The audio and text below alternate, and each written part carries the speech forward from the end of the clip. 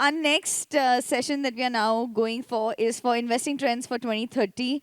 We can now prepare ourselves to be in a 10 trillion economy by identifying and evaluating key trends impacting us.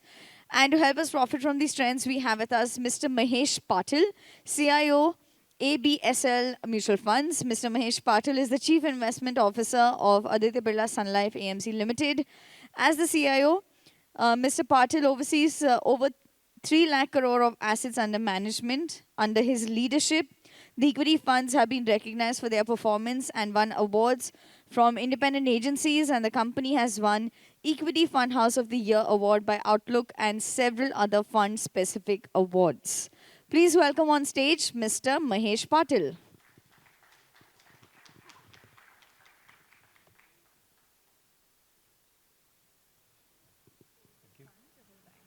Okay, fine.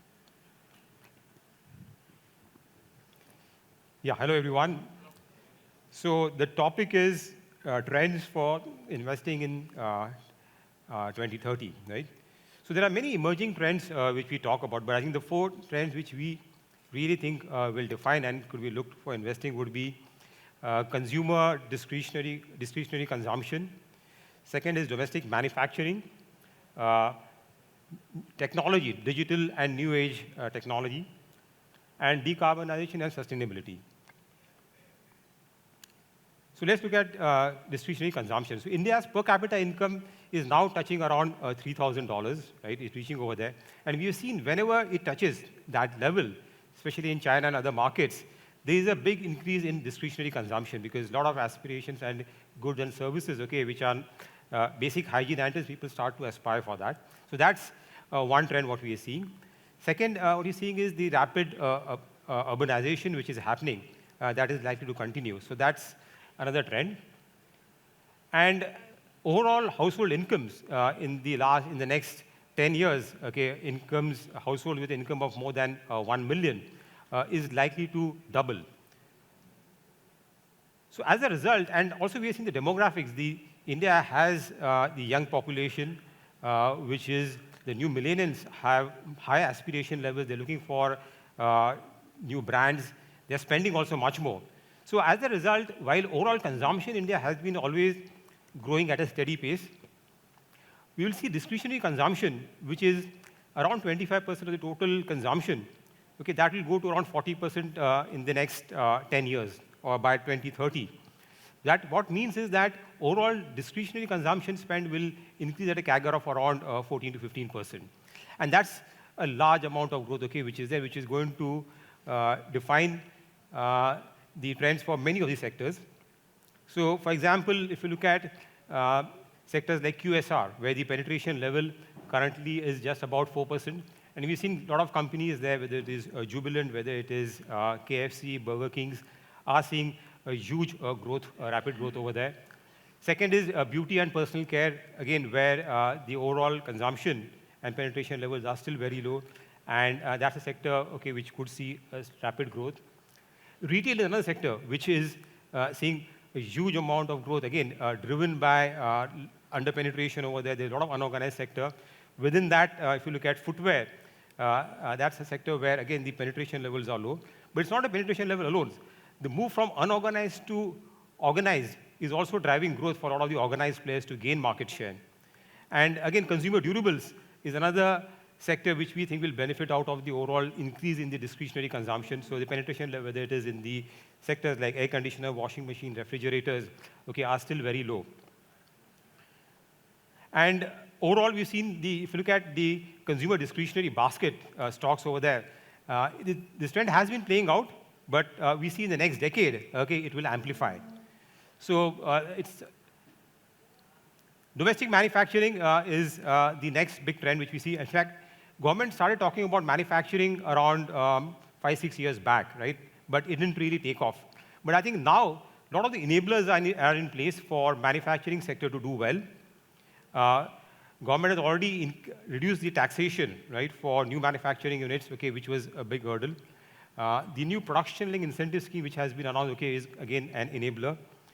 The goods and GST introduction, okay, has also brought efficiency in the whole value chain for the organized sector.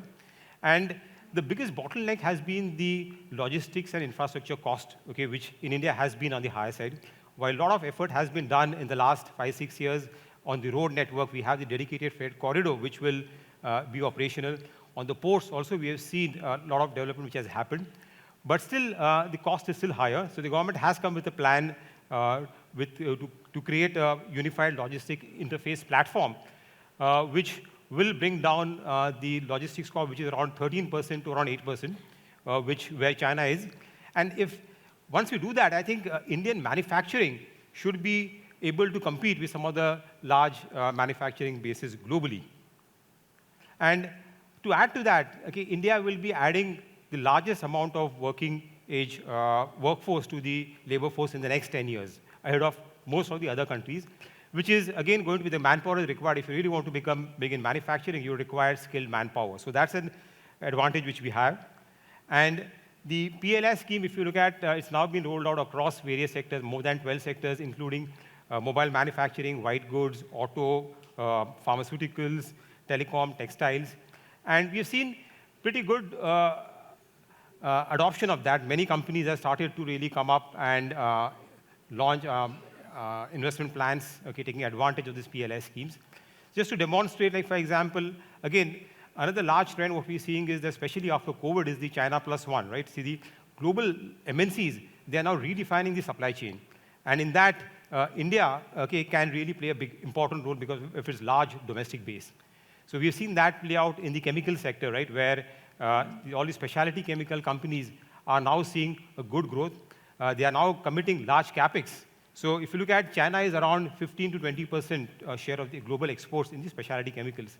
And India is still around 3 to 4% in that range. So there's a lot of headway for Indian companies to really gain market share. So while there is concern about global slowdown, but I think the opportunity itself, which will come in because of getting market share, would be great. Similarly, we could see trends coming in from the textile sector, okay, where India can benefit from the China plus one policy, pharmaceutical API, auto ancillaries.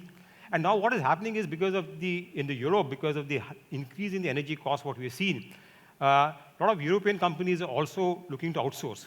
And some of the MNC companies in Europe, for example, are looking, if they have bases in India, are actually looking to outsource from India.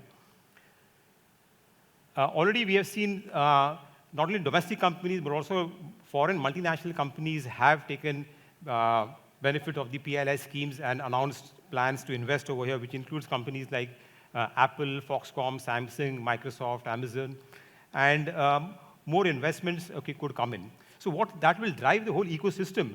And you would see a lot of companies, ancillaries or small-scale industries, okay, which would be able to benefit, which will be supplying components and other services over here. The third big trend which we see is globally, it's not in India, but globally is decarbonization and sustainability, right? Because everybody is talking about the targets, okay, to bring zero carbon emissions. India has also committed, okay, to do that by 2060. And within that, if you look at the whole renewable energy space in India, is still, while we have made rapid progress in the last 3 years, but it is still very small as a percentage of the total power generation, which is around 7% or so. And that is likely to increase to around, say, 50%, okay, by 2040. Within that, solar is going to be the large contributor, right? Because of the whole, India is a tropical country. It is more conducive, okay, for solar energy. And that will be a larger share, okay, where bulk of the investments will come in the renewable space. Already we have seen big rapid strides in the solar space in terms of installed capacity. And overall target, if you have to meet, which is around 500 gigawatt by 2030, then solar will have to play a larger role. So that's, again, a big opportunity for companies, okay, which supply in the value chain. Electric vehicles, again, has started to gain momentum, still early days. We see in the passenger vehicles, it will take probably slightly longer time, but in two-wheelers, okay, we could see by 2027 around 15% kind of a penetration. In passenger vehicle, it could be around 10%. But more importantly, I think in the whole value chain, okay, not only in India, but globally, I think the adoption will be much bigger. And Indian companies, okay, which were able to really cater to that value chain on the electric vehicle side, I mean, it's going to be a disruption. But if you have components and services, the value add, okay, for some of the companies could be much larger. So that's one opportunity, which not only domestically, but also globally, which is there for some of the ancillary companies to really take advantage of. These are some of the investments, okay, which have been announced by companies like large groups like Reliance, Adani's, both in the renewable energy space, electronic steels, and not only green energy, but actually clean energy is, one is your renewable energy, but clean energy as a system is going to be there across industries, right? So to improve the carbon footprints, many of the polluting industries are investing into green technologies. And that will benefit some of the engineering companies which are providing some of the solutions, okay, to these industries. The fourth large trend which we see, which you're already seeing it play out, is the whole digital and the new age technology companies, which is there. So India has been benefited because we have a large IT talent pool. Currently, we have got around 5 million IT people in our country. And especially on the digital side, okay, where the talent is required, I think the upskilling which has been happened, we'll see that space, digital as well as the future skills. That talent pool is growing at around 20% plus. And that will help to meet the needs not only of India, but also for the global demand for skilled manpower on the digital side. And the IT sector, if you look at, which has seen a big uptick after COVID. So the IT sector was growing at around in kind of a mid-single digits pre-COVID. But in the next 5 years, okay, we're expecting the industry expected to grow at around 10 to 12%. Now, despite the global slowdown, there's been concern, okay, whether you will see a IT industry growth coming down into low single digits. But I think this time it's a bit different because the spend is more toward digital, which is more towards the front end. And companies would not cut down that spend because if you do that, then actually you're hurting yourselves, right? So given that, I think while there could be some slowdown because of the global listing, but we still believe that this trend is not going to stop. It's going to play out because a lot of companies are behind the curve in terms of technology spends. And the spend is going to be more towards digital, which is been driven by cloud services, artificial intelligence, cyber security. So all these will drive, and Indian companies are actually more of the value chain, right? Now, digital as a percentage of revenues for most of the large IT companies, which used to be like less than 10%, is now around 40% or so. And technology is now, adoption of digital is there across, right? I mean, there are new technologies like the electric vehicles or the autonomous vehicle on the medical side, on the 5G side, and also with the industry itself, right? Traditional industries are also trying to automate. And for example, last month, Siemens had showcased their digital capabilities, right? So Siemens is a kind of a industrial company, automation side. But now traditional industries also, like for cement or steel, for example, the amount of automation, okay, which can be done over there in terms of sensors and getting real-time data, which will enable to be more productive, I think that's where the incremental investments are happening. And those are the trends, okay, which will benefit some of the companies which are taking lead in this space. And in India itself, I think we are seeing the adoption of digital post-COVID has been very fast, right? In that period, we saw, I mean, India already had the necessary infrastructure. We had a digital mobile penetration, which is fairly large. And as a result, we've seen a lot of disruptors coming across sectors, right? Digital companies, which have been disruptors. We saw a couple of these companies getting listed in the last couple of years, whether it is Paytm, Zomato, Nykaa. And there are many companies, I think, which are there. We've seen the total number of unicorns, okay, which are there. They have increased rapidly. And some of these companies will come into the marketplace, okay, they'll get listed. And while currently, because of the global slowdown, we have seen some of these new age technology companies have seen a derating and stocks valuations have collapsed. But I think in India, I have no doubt that there will be a few disruptors, okay, which will come in and able to disrupt the traditional businesses, and there will be a lot of value creation in this space. And a lot of these companies also come to the marketplace and get listed. So there will be an opportunity to really participate in this whole space. So digital, new age technology, I think, because given the India's advantage, what we are, I think it is not only shaping the world, but I think in India itself, I think if we are able to go to the next, it's like many people say that this is going to be India's decade, right? In fact, the McKinsey chairman who was here, Bob, he said this is not going to be India's decade, it can be the India's century. And the reason for that he's saying is not only manufacturing and the large labor force, the reimagining the global supply chain which India will benefit, but also India's ability really to make transformation to the digital space.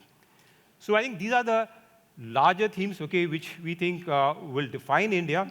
And if you're able to identify opportunities or companies which will really benefit, because you might not be able to display some of these themes directly, right? But there are a lot of other sectors or companies or ancillaries, okay, which will be able to benefit because of the investments and overall spends which would happen driven by these large themes. Thank you.